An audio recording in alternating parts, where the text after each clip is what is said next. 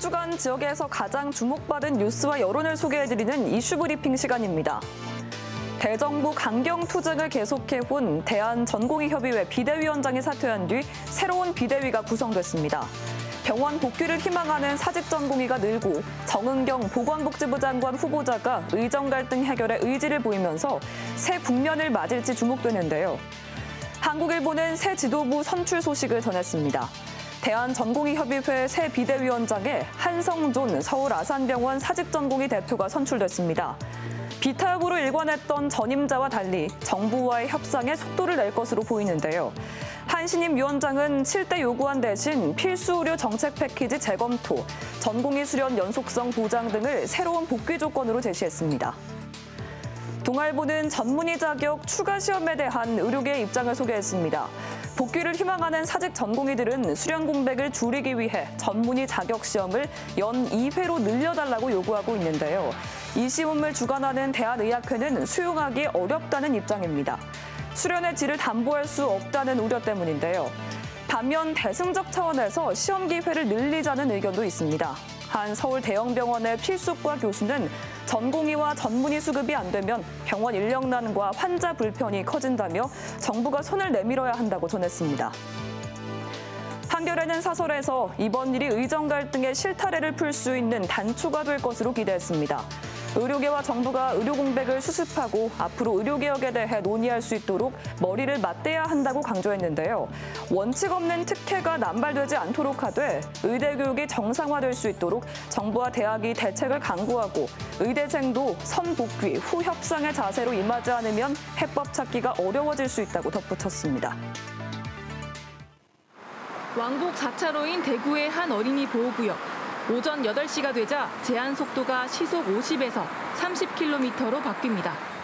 이 구간에선 어린이 통행 빈도에 따라 밤과 새벽 시간대에는 시속 50km, 아침과 낮에는 30km로 차량 제한 속도가 바뀝니다. 어린이 보호구역에서의 속도 제한 탄력 운영 논의가 대구를 비롯해 전국적으로 확산하고 있습니다. 어린이 통행량이 거의 없는 심야에도 속도를 제한하는 건 과도하다는 이유에서인데요. 세계일보는 전국적인 스쿨존 시간제 도입 상황을 취재했습니다.